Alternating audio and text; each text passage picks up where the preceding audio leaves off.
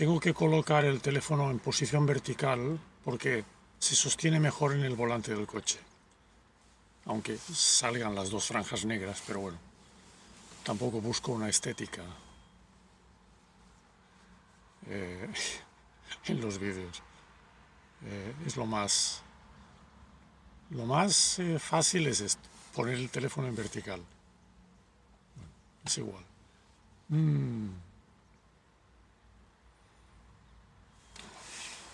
Vamos a hacer una breve meditación de segundos, tal como hacía el amigo y añorado Alan Silverheart.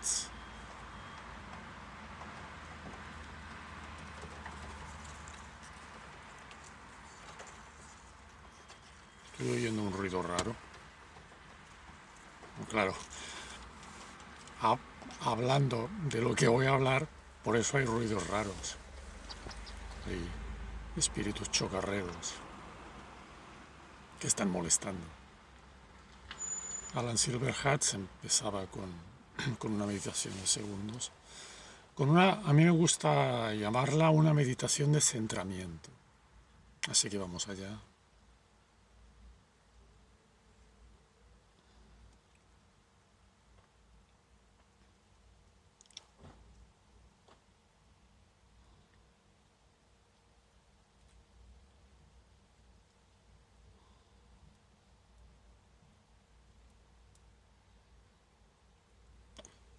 Bueno, creo que es suficiente. Hace muchos años, hace casi milenios, cuando yo de muy jovencito iba a un grupo teosófico en la ciudad de Barcelona, cerca de la Sagrada Familia, muy cerca. Se llamaba Grupo Teosófico, ya no me acuerdo, Grupo Teosófico Rama Armonía o algo así.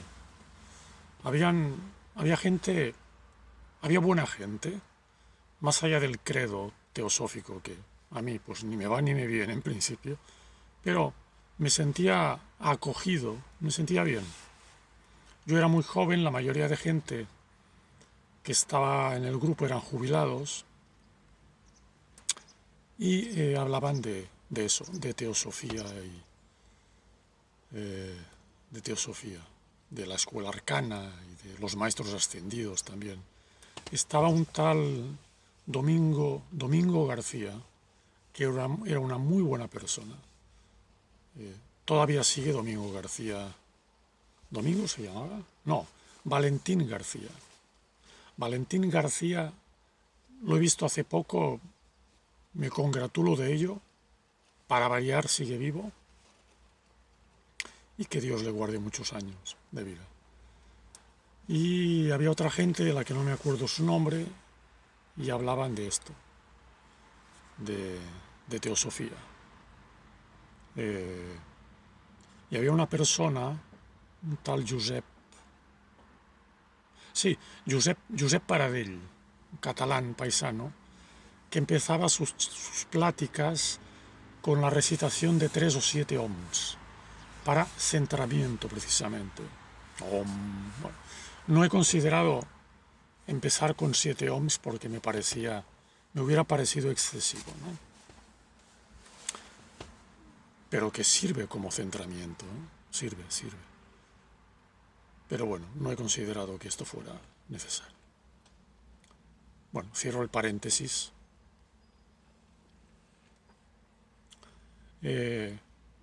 No es que yo sea tampoco evangelista, un pastor evangelista, aunque si me pusiera a la labor probablemente lo lograría, pero no es mi meta en estos momentos, ni mucho menos. Y recuerdo un pastor, ese sí, un pastor evangelista que se llama Lizardo Cano, al que antes de colgar este vídeo le voy a pedir permiso porque lo estoy nombrando. Y Lizardo Cano es una persona a la que tengo respeto, porque sigue todavía en la radio, en Radio Amistad creo, en Radio Amistad de aquí de Barcelona o de Sabadell, no me acuerdo. Entonces pediría permiso a Lisardo para diciéndole que, oiga, Pastor Lisardo, que le voy a nombrar, ¿eh?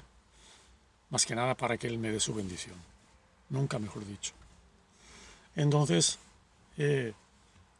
también hace bastantes años solía escuchar en las noches Radio Amistad a Lisardo, porque más allá del mensaje bíblico que él transmitía, me daba como una sensación de resguardo, una sensación de acompañamiento.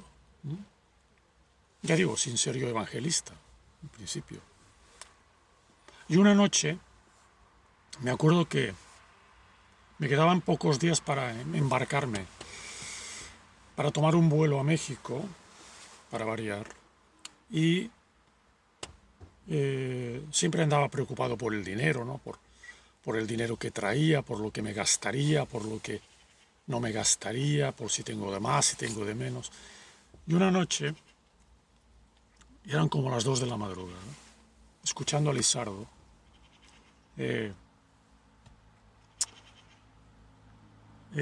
enfatizó de la manera siguiente: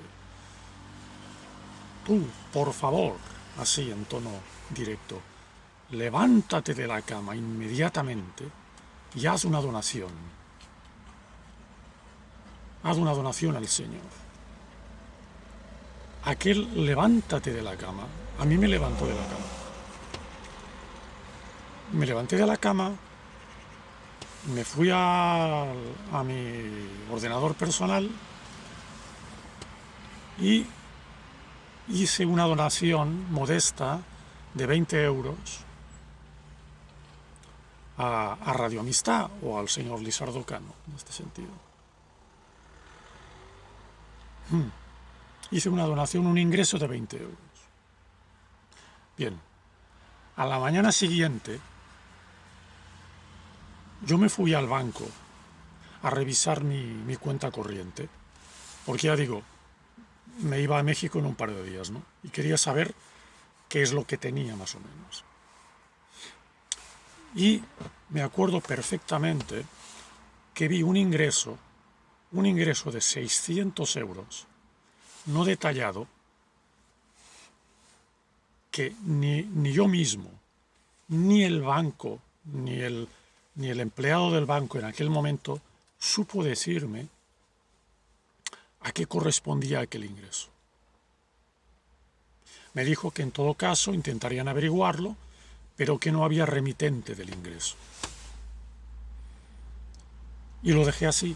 Yo me fui con ese ingreso, con ese nuevo ingreso en mi cuenta, 600 euros, y me vino a la memoria enseguida lo que Lisardo Cano solía decir, ¿no? Cuando cualquier oyente hacía un ingreso a Radio Amistad. Gracias, hermano, Dios te bendiga, que Dios te lo multiplique, decía Lisardo. ¿Será que a mí me lo multiplicaron? Siempre me quedó esa duda. Hice un ingreso de 20 euros y a la mañana siguiente recibí 600. De un ingreso anónimo.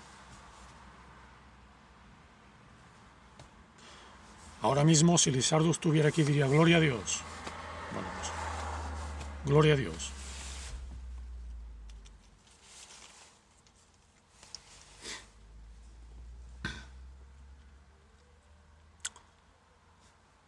Y nada más. Ya digo y repito, por repetidas menciones al hermano Lisardo, le voy a escribir pidiéndole permiso para publicar esto. Que no creo que necesite su permiso, pero tengo ganas de hacerlo. Porque de bien nacido es ser agradecido. Dicen algo así, ¿no?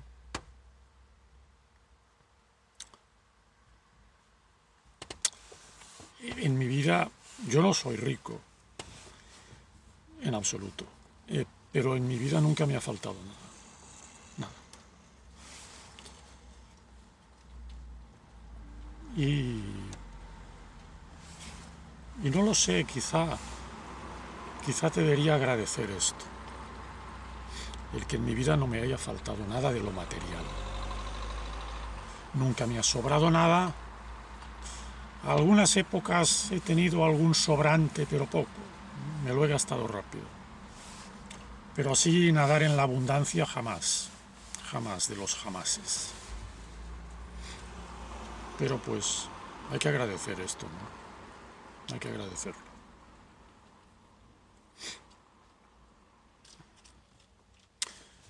Los evangelistas, sobre todo la escuela, la rama Filadelfia, como llaman por aquí, los pastores evangelistas,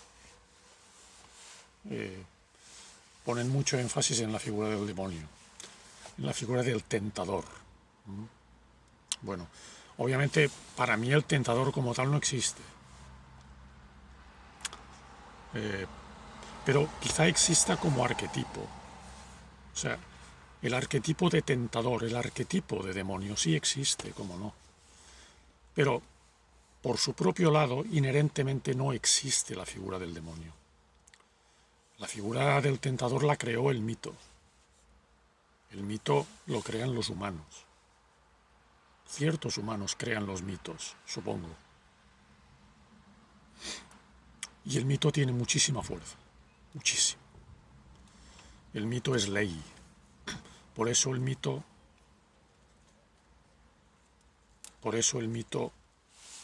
influye en las generaciones y en las personas. Los mitos son arquetipos, ya lo he dicho. El arquetipo es mito también.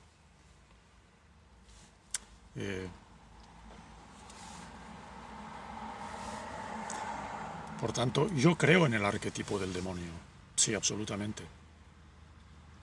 Lo cual, ya digo, no quiere decir que el demonio en sí exista, pero quizá existe con mayor fuerza porque es algo creado por nosotros. Esa es mi opinión y me puedo equivocar, pero esa es mi opinión. Y quizá la de algunos también, la de otra gente, ¿no? Por tanto, al mito hay que tenerle reverencia, respeto y sobre todo saber de dónde viene, ¿no? De qué fuentes nos llegan los mitos. De fuentes inmemoriales. Y como tal, por eso tiene fuerza. Luego hay mitos subsiguientes, mitos más modernos, ¿no? Pero que también tienen mucha fuerza. Y estoy pensando en el mito, yo lo calificaría de mito de la Santa Muerte en la Ciudad de México. La Santa Muerte tiene mucha fuerza. Lo siento, pero digo lo que siento. La Santa Muerte tiene muchísima fuerza. ¿Por qué? Porque se crea un mito, se crea un respaldo y se crea una devoción absoluta, con lo cual energéticamente eso influye. A mí me influyó mucho la Santa Muerte en México, por momentos, muchísimo. Así, sin querer queriendo, ¿no? Como diría el Chavo del Ocho. Pero sí me influyó bastante. No es que yo fuera seguidor ni mucho menos de la Santa Muerte, ni mucho menos. Pero al recorrer ciertas zonas de la Ciudad de México, sí notaba cosas extrañas. Notaba cosas extrañas y pasaron cosas extrañas. Creo que ya lo desarrollé en 2 vídeos anteriores, lo que me pasó con esto, con la Santa Muerte, ¿no? Con hechizos y con trabajos negros y con todo eso, por andar de inocente y por andar un poco de pendejo por ciertos barrios de la Ciudad de México que son dominios de ese mito. Ese mito avisa: oye cabrón, oye güey, que te metes en mi territorio, sepas a lo que te estás exponiendo. Es así y hay que respetarlo. Es un mito y el mito está cargado de fuerza. la Santa Muerte influenciará mucho más en la parte antigua de la Ciudad de México que yo que sé, que en la parte sur moderna o en el Pedregal, probablemente, precisamente porque esa parte vieja es su territorio. No quería hablar de la Santa Muerte y he hablado un poco. Bueno, en relación a la existencia del tentador, de los mitos y de todo esto, ¿no? Me acuerdo que en esta divagación que les estoy dando ahora sin demasiado sentido, sin demasiado fundamento, que mi amigo y consejero Mariano, que ya no está, me hablaba alguna vez de, en sus años mozos, Mariano era un parapsicólogo y un ocultista muy importante, muy fuerte, muy respetado también por mucha gente, y por mí también. Entonces, Mariano, ya digo, aparte de profesor mercantil, era ocultista y parapsicólogo, y de los buenos. Mariano tenía una cruz de madera que colocaba en la frente de las personas para exorcizarlas. Me lo dijo una vez. Me dijo, mira, yo antes trabajaba con esto, que tenía una persona que andaba así como medio perdida, le ponía la cruz de madera directamente en la frente, y me la puso él, me acuerdo. Yo estaba sentado en su sofá, en el sofá de su casa, y Mariano agarró de un cajón la cruz y me la puso en la frente. Me dijo, cuando había gente reacia, gente que parecía que no sanaba, yo les colocaba la cruz directamente. Y Mariano era mucho Mariano, o sea, Mariano ayudó a muchísima gente, muchísima gente. Mariano también tenía sus defectos, como todos, pero ayudó a mucha gente. Entonces, pues Mariano actuaba así, en este caso, contra el mito, usando el mito, contra el mito del tentador, usando el mito de la cruz, ¿no? como herramienta de exorcismo. Y a mí se me ocurrió hace un par de días que, escuchando una cantata del Salmo 23 de la Biblia, el Salmo famoso, el Señor es mi pastor, nada me falta, que este Salmo, mucho más allá de ser un Salmo de acompañamiento y de protección, es un Salmo precisamente anti-exorcismos. Se me ocurrió hace un par de días. Quizá ya haya alguien que ya lo haya dicho, ¿no? Pero a mí se me ocurrió, simplemente, el Salmo 23 como verdadero, como una herramienta muy potente para trabajar con el mito del exorcismo y con el mito de la posesión del tentador, ¿no? Podría ser, ¿por qué no? Espero no tener que utilizarlo nunca. Yo no soy ningún exorcista, por lo menos en esta vida. Por lo menos en esta vida. Entonces, aparte de las herramientas típicas para realizar los exorcismos, el libro de los romanos, el agua bendita, etcétera, etcétera, etcétera. Abro paréntesis, vean la película El Exorcista, la primera, la de los años 70 creo, que es la buena. Las demás son una auténtica porquería. La primera película, la que está basada en el libro de William Friedkin, creo que era el autor de la novela, es una película muy, muy, muy, muy, muy buena. Demasiado buena. Entonces, bueno, pues se me ocurrió decir esto, ¿no? Lo del Salmo 23, que no se utilizó en la película para exorcizar a Regan, a la muchacha supuestamente poseída, ¿verdad?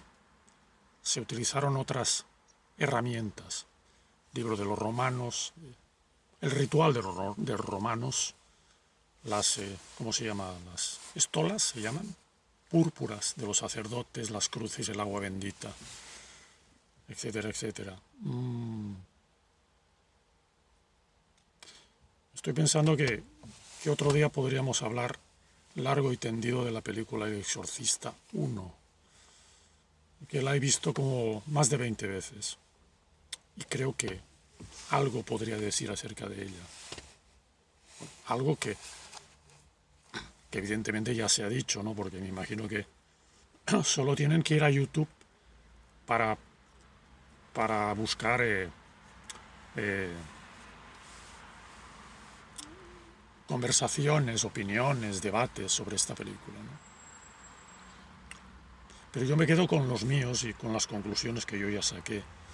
Me acuerdo que ya habiendo visto esta película varias veces, leí el libro de William Friedkin, que es bastante diferente a la película. El libro evidentemente se explaya mucho más.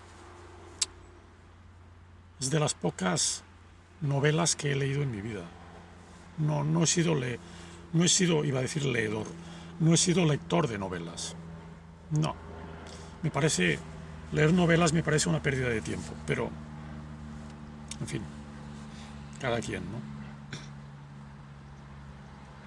Pero esa novela de Friedkin sí la leí. Sí.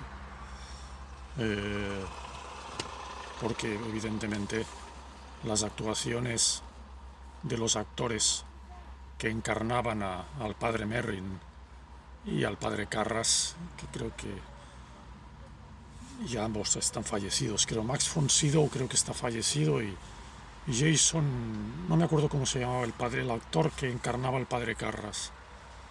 Jason, no me acuerdo. Ese sí murió, y murió bastante joven.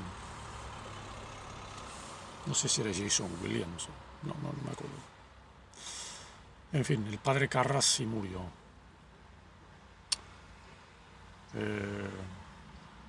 Entonces, pues, me hice bastante fan de la figura del padre Carras y de la figura del padre Merrin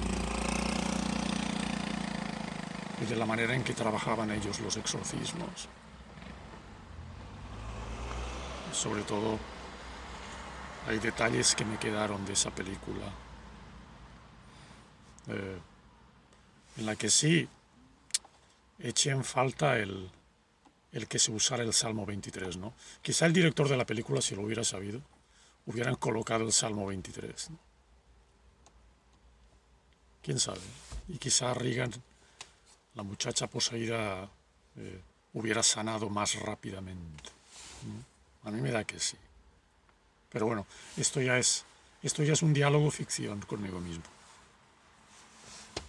Me acuerdo que, y de hecho ya estoy hablando de la película sin querer queriendo, cuando el padre Merrin entra en la famosa escena de la luz de la ventana y de la niebla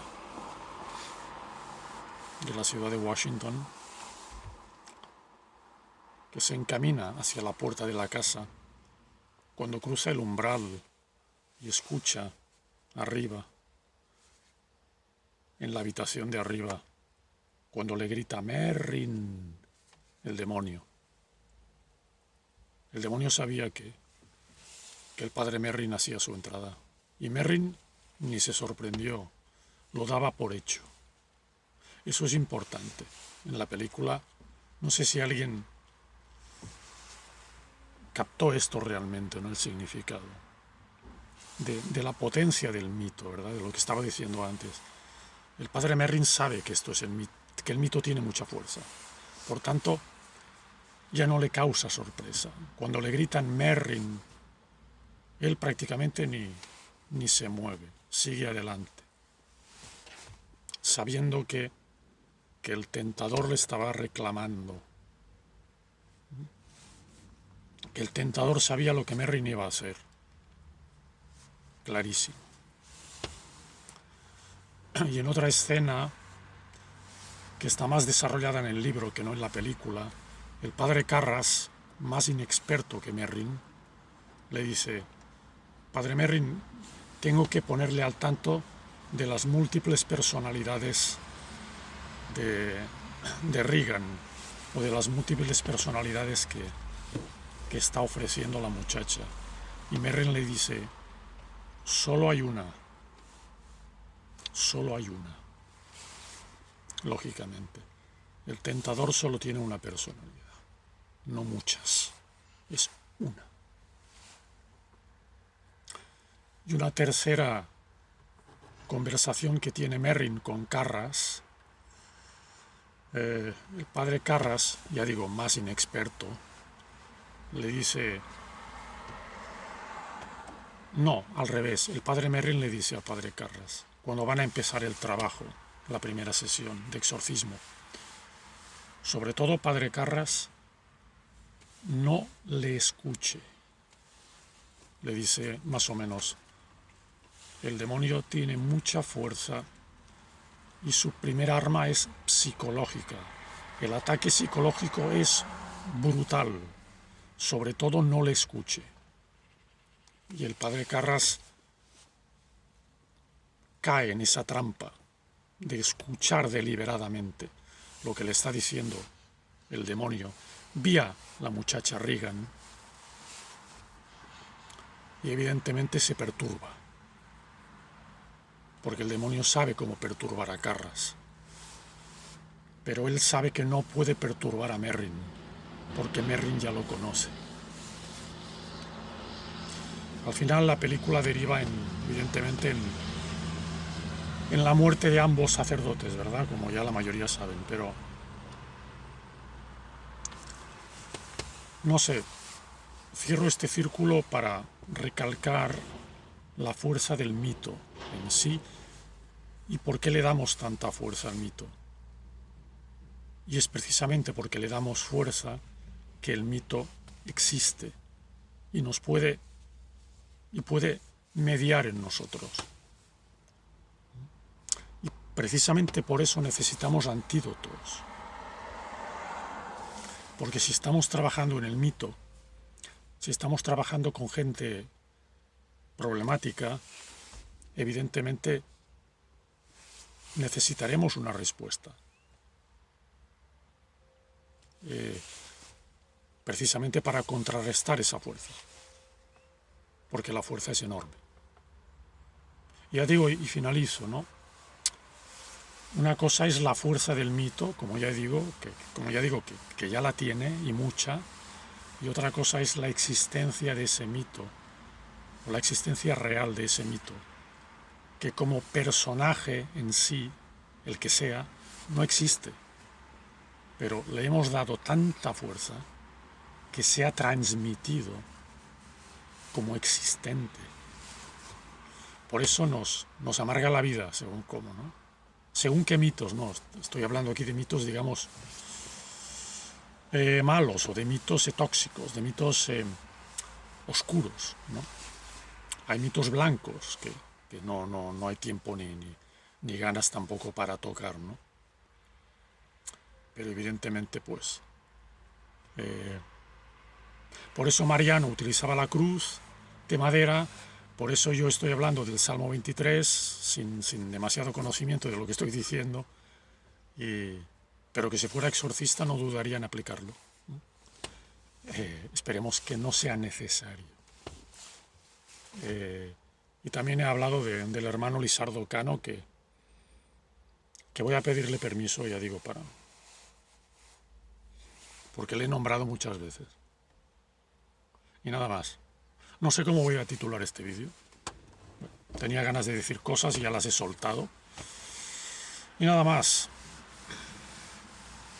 Nada más.